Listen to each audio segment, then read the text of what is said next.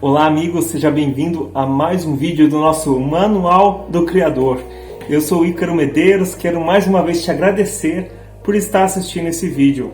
E claro, agradeço também àqueles que compartilham. Você pode ajudar a salvar a vida de alguém. Você pode ajudar alguém a mudar de vida, só por um simples ato de compartilhar. Hoje em dia a gente compartilha tanta coisa, né? A gente compartilha piada, a gente compartilha fake news, às vezes que a gente não sabia, né? Depois vem descobrir e fala, puxa, né? Compartilha esse vídeo, você pode mudar a vida de alguém para melhor. E hoje estamos falando do nosso quarto vídeo da série O Segredo do Sonho Profético do Rei Nabucodonosor. Que sonho foi esse? Você que não lembra do que sonho que eu estou falando, volta no primeiro vídeo da série que eu te explico melhor. O rei ele teve um sonho de uma estátua, em que essa estátua tinha várias partes, e a segunda parte dessa estátua era um peito e braços de prata, e cada uma dessas partes representa um tempo, uma época que Deus estava promovendo, uma profecia que está se cumprindo até os dias de hoje. E hoje eu vou falar sobre a segunda parte da estátua, que é justamente o peito e os braços de prata, uma etapa que já se cumpriu, que é o Império Medo-Persa, ou Império Persa, ou o Império Aquemênida. Essa história foi prometida por Deus e ela se cumpriu. Eu gostaria de ler para vocês uma passagem bíblica que está no livro de Isaías, no capítulo 45. E ele diz assim, ó: Eu sou o Senhor e não há outro. Além de mim não há Deus. Eu o fortaleço, ainda que não me conheça, para que as pessoas do Oriente e do Ocidente saibam que não há ninguém além de mim. Eu sou o Senhor e não há outro. Eu formo a luz, crio as trevas, promovo o bem-estar e crio também a desgraça. Eu, o Senhor, faço tudo. Esse capítulo 45 de Isaías é maravilhoso. Fala da soberania de Deus, de como Deus é poderoso para criar, para levantar, para destruir. E esse capítulo de Isaías também ele conta sobre a profecia que Deus fez a um rei que ainda nem nasceu, um rei chamado Ciro. Sim, o Império Medo-Persa ele surgiu após o levante de Ciro.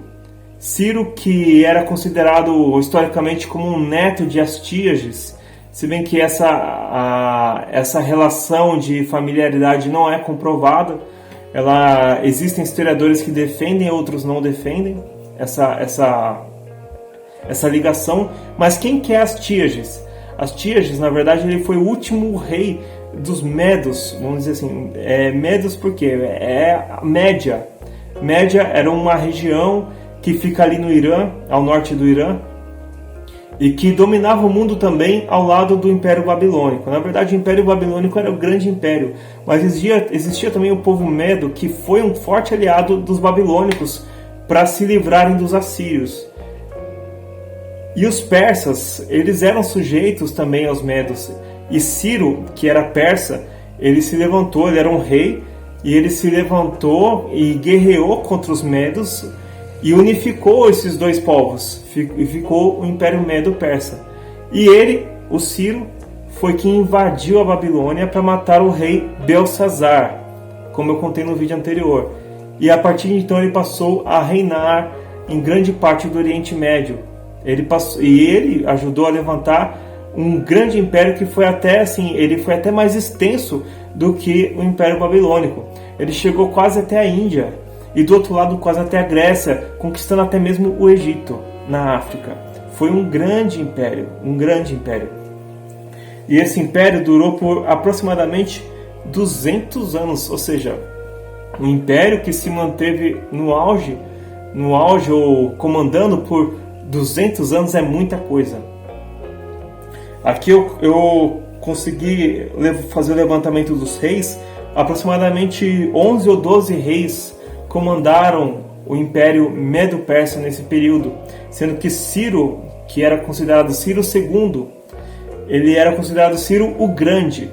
E por muitos iranianos, né, hoje a Pérsia, na verdade, é o que deu origem ao Irã hoje. Muitos iranianos hoje ainda têm muita devoção a Ciro, como o maior rei da história daquele país. E sabe o que é interessante? Que o próprio Deus, ele emitiu uma profecia por meio de Isaías aproximadamente 200 anos antes dele nascer. Curioso, né? 200 anos antes, Deus já tinha uma promessa para esse homem. Sabe, gente, a Bíblia ela é recheada de promessas. E eu estou contando aqui a história de um homem que recebeu uma promessa 200 anos antes de nascer, antes dos seus avós existirem. E aqui tem promessas que Deus faz para nós, para mim e para você. Eu vou contar isso ao longo dos vídeos, as promessas que o Senhor tem para nós. Mas essas... Rapaz, olha, a promessa de Cristo, principalmente, a promessa da salvação em Cristo, é uma promessa que alcança nós. Olha só o que diz a Bíblia sobre Ciro. Isaías 44, 28. É um pouquinho antes do texto inicial. Ele fala assim, olha... Digo acerca de Ciro. Pega qualquer Bíblia que você tiver aí, qualquer Bíblia que você achar, pode ser católica, não importa. Procura do Isaías 44 e 45, você vai ver que Deus fala Ciro. Digo acerca de Ciro, ele é meu pastor. Olha, ele fará tudo o que eu desejo. Ele dirá de Jerusalém, você será reconstruída, e sobre o templo as suas fundações serão estabelecidas. Assim o Senhor diz a Ciro, o seu ungido, Ciro, ungido de Deus, cuja mão direita ele tem segurado para subjugar as nações diante dele e despir os reis de suas vestes, para que as portas se abram em frente dele e nenhum portão seja barreira. Eu irei à sua frente, aplanando colinas, derrubando portões de bronze, despedaçando barras de ferro. Eu darei a você tesouros amontoados nas trevas, riquezas secretas escondidas, para saber que eu, o Senhor, que o chamo pelo nome, eu sou o Deus de Israel. Por causa de Jacó, meu servo, sim, por Israel, meu eleito, eu o chamo pelo nome, e dou a você um título, ainda que você não me conheça. E aí é aquele texto que eu falo depois, né? Eu sou o Senhor, não há outro, além de mim não há Deus, eu o fortaleço, ainda que não me conheça, para que as pessoas do Oriente e do Ocidente saibam que não há ninguém além de mim. Forte, né? E de fato, o Império Medo-Persa ele atingiu o Oriente e o Ocidente. As grandes nações do mundo daquela época foram conquistadas por esse império. Imagine que até a Grécia, a Macedônia e do outro lado a Índia. Pega aí no seu Google o mapa mundi, você vai ver o tamanho de terra que atingiu o Império Medo-Persa, atingindo até a África por meio do Egito. É muita coisa. E sabe o que é interessante? Que Ciro, ele não foi temente a Deus. Ele não acreditava no Deus de Israel, no Deus da Bíblia. Ele tinha suas crenças que não tinham nada a ver com Deus. Mas o Senhor considerou ele como o seu ungido. É forte isso. O Senhor diz que ele levantou a mão de Ciro. E qual que era a ordenança de Deus para Ciro? Que Ciro deveria reconstruir Jerusalém e o templo de Deus. Para quem não lembra, nos vídeos anteriores eu falei que a Babilônia foi levantada por Deus também para destruir a terra de Israel e destruiu também o templo de Deus. Inclusive os babilônicos eles pegaram tudo que tinha de valioso no templo de Deus e levou para a Babilônia. Se você ler a Bíblia lá no livro de Daniel, Esdras, Neemias, você vai ver que Ciro, ele determinou essa reconstrução. Crônicas também tem segundo Crônicas, ele também conta essa história, que Ciro, ele obedeceu esse chamado de Deus, e ele reconstruiu, não ele reconstruiu diretamente, mas ele determinou, ele deu condições para a reconstrução do templo de Judá, o templo de Israel em Jerusalém, que foi o segundo templo. Olha, uma história sensacional. E o impressionante é que foi exatamente 70 anos de cativeiro do povo de Israel, como o Senhor havia prometido. Eu digo aqui para vocês nesse vídeo, eu quero enfatizar que as promessas de Deus são verdadeiras. E como o Senhor fala, a sua palavra não passa. Nenhum tio será tirado das promessas de Deus, ele vai cumprir todas. Tem promessas da Bíblia que ainda não se cumpriram, e vai se cumprir. Tem outras que já estão se cumprindo, e você precisa saber quais são. Sabe, esse canal, ele vem para trazer o conhecimento, o entendimento de muitas coisas que a Bíblia diz e a gente não entende. Por exemplo, se você pega esse capítulo 45 de Isaías e ele está falando de Ciro aqui, quando li a primeira vez, eu não entendi. Eu já cheguei a ler a Bíblia inteira. Comenta aí se você já leu a Bíblia inteira. Eu quero saber quais foram as suas experiências, o que você achou. Eu li a Bíblia inteira uma vez e eu vou dizer para você que muita coisa eu não entendi. Eu passei batido assim. Algumas coisas eu entendi, mas a maioria não. Mas o Senhor tem feito eu voltar e estudar a Bíblia no contexto histórico também, que é muito importante. E o Espírito Santo também revela também o que o Senhor quer dizer em muitas partes. Bom, esse império Medo-Persa, ele foi um império que existiu. Ele foi, inclusive, tema para grandes filmes de Hollywood.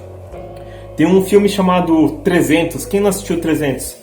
Que conta a história dos Espartas, os espartanos que lutaram contra o Império Medo-Persa.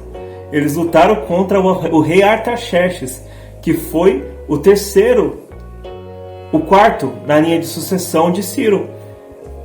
Veio Ciro, depois o seu filho Cambises II, depois Dario, considerado Dario I, Dario Grande também, porque ele foi o grande conquistador, e por fim Artaxerxes, que é o rei da história dos 300.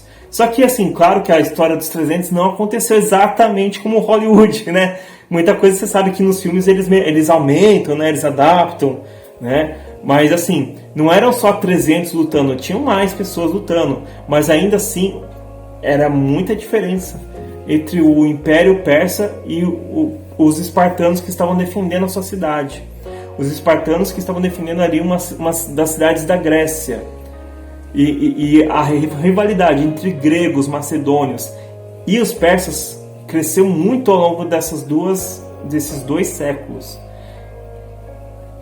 E isso é tema para o próximo vídeo. Eu vou falar já no próximo vídeo sobre a próxima parte da estátua, que é o tronco e as coxas de bronze. Você lembra que a estátua tinha uma cabeça de ouro, peito e braços de prata e o tronco e coxas de bronze? Pois é, eu vou falar sobre isso. É a próxima parte, que vem depois do Império Medo-Persa. É o Império Grego, já vou adiantar aqui, que acabou derrotando no futuro, depois desses 2 séculos, derrotou o Império Medo-Persa. Mas eu vou falar disso no próximo vídeo.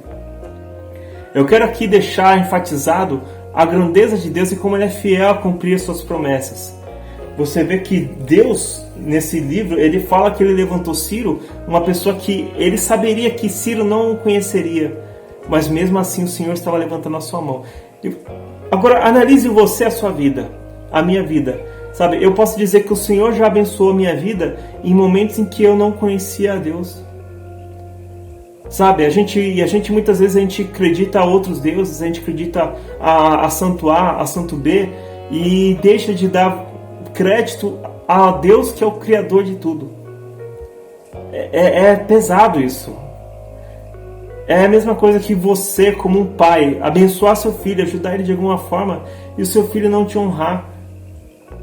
O seu filho reconhecer, sei lá, um outro parente, um vizinho, que seja, mas não reconhece todo o esforço que o pai teve para que o filho chegasse a uma posição favorável no futuro.